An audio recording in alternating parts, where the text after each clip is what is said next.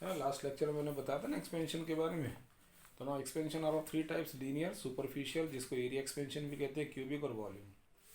Now what is linear expansion? The phenomenon of increasing the length of a rod. Linear में क्योंकि length बढ़ेगी, तो साफ साफ बोलो ना, इसलिए मैंने रोड लिखा है। On heating it named as linear expansion. L1 आपने इनिशियल लेंथ ले ली टेम्परेचर T1 पर, heating it up to temperature T2 length becomes L2। तो increase in temperature delta T हुआ T2 minus T1, increase in length delta L L2 minus L1। तो जो delta L होगा directly proportional to L1 होगा, और ये directly proportional to delta T भी होगा। यानी कि लेंथ कितनी बढ़ेगी इनिशियल लेंथ पे भी डिपेंड करेगी। तो delta L proportional to L1 delta T हुआ, और ये ना प्रोपोर्शनलिटी कांस्टेंट अल्फा है ये, क्योंकि प्रोपोर्शनल एक जैसे होते हैं तो थोड़ा मैंने चेंज करके बनाया। इसको नाम करते हैं coefficient of linear expansion of material of solid. अब अगर मैं फाइनल लेंथ निकालना चाहूँगा तो L1 प्लस डेल्टा L होगा। मैंने डेल्टा L की वैल्यू प्लेस की है, समझे। ये L1 plus alpha delta T आ गया। अब अल्फ़ा को डिफाइन करना चाहोगे तो ये जो डेल्टा L का फार्मूला इसको लिखा मैंने, अल्फ़ा का फार्मूला बनाया, ये रहा देखो। इसमें अगर L1 और डेल्टा T दोनों को 1 लूँ मैं तो अल्फ़ा डेल्टा L के इक्वल आएगा, जो दिखा रहा हूँ मैं आगे। L1 1 डेल्टा T1 ये आ गया। तो coefficient of linear expansion of material of a road ये दिखना जरूरी है। मटेरियल ऑफ रोड का मतलब होता है कि कॉपर का एक्सपेंशन होगा, तो कॉपर की जितनी रोड बनाओगे सबके लिए अल्फा यही होगा। Is defined as the increase in length. Okay बिल्कुल, ये इसके इंक्रीज इन लेंथ के लिए क्या है ना, of a road per unit length, है ना। जो इंक्रीज इन लेंथ लेंगे यूनिट लेंथ पर लेंगे, और increase in the temperature by unit degree, जब हमने टेम्परेचर को भी यूनिट डिग्री से राइज किया। डन। इसकी यूनिट होगी पर डिग्री सेल्सियस। कैसे हो जाएगी आप चेक कर लो। लेंथ से लेंथ कैंसिल होगी, टी तो बचेगा कौन में, या इसको डिग्री सेल्सियस इन्वर्स कह सकते हैं सीजीएस में, पर केल्विन और केल्विन इन्वर्स कह सकते हैं आईसी में, ऐसा है ना। Dimension formula K-1। Physical meaning क्या है इसका, कि if rod of same length and at the same temperature but of different materials are heated at same temperature, then increase in length will be largest for the rod which has the largest value of alpha.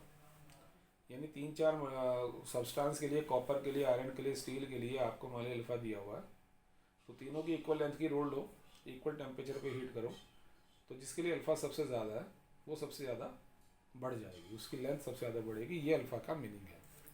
ऐसे superficial expansion होगा, इसमें obvious area expansion है।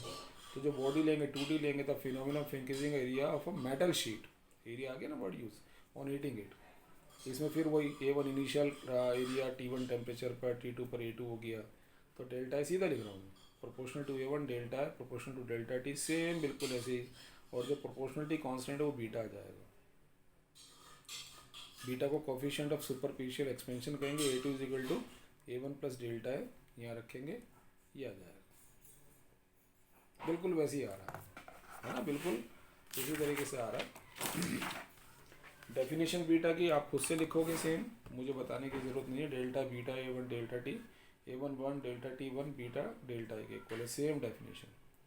Coefficient of superficial expansion is equal to increase in area per unit area when the temperature increases by unit degree. Dimension और unit same वही, ऐसे cubicle expansion है। इसको मुझे डिफाइन करने की बिल्कुल ज़रूरत नहीं है, ये देखो उसी तरह से, ठीक है। सेम ये इससे खुद से पढ़ सकते हैं। Relation between alpha beta gamma. आप एक क्यूब कंसीडर कर लो जिसकी लेंथ L1 है, तो उसका एरिया जो होगा A1 लिखो तो L1 स्क्वायर, वॉल्यूम V1 लिखें तो L1 क्यूब। अब इसका टेम्परेचर आपने डेल्टा T बढ़ाया, तो इंक्रीज इन ईस्ट साइड डेल्टा L हो गया, न्यू लेंथ हो गई L2 ईस्ट साइड की, तो L2 इज इक्वल टू ये आ जाएगा, A2 इज इक्वल टू ये हो जाएगा, और B2 इज इक्वल टू ये हो जाएगा। अल्फा बीटा गामा पढ़ा ये आपने। अब हम अगर अल्फ़ा बीटा के बीच रिलेशन निकालना चाह रहा हूँ तो मेरे हिसाब से A2 जो होगा L2 स्क्वायर होगा। आपने तो ये लिखा, मुझे ये मालूम है क्योंकि A1 L1 स्क्वायर था, L2 की वैल्यू प्लेस की मैंने कहाँ से, ये इक्वेशन 1 से, स्क्वायर किया, इसको पढ़ लिया, समझ रहे हैं।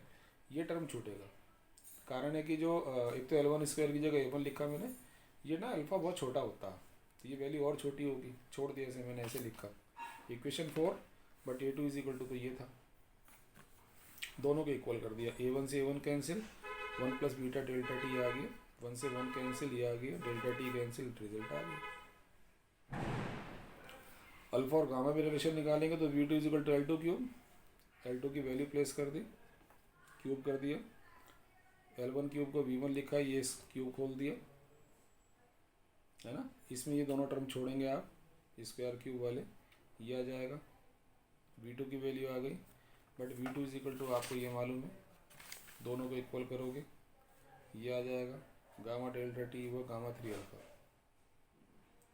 ठीक है। और अल्फा बीटा गामा में रिलेशन ये निकाल दिया मैंने, बीटा 2 अल्फा है तो 2 आ गया, गामा 3 अल्फा 3 आ गया, ठीक है ना, ये रिलेशन आ जाता है। एक्सपेंशन क्लियर है, रिलेशन क्लियर हो गया, ठीक।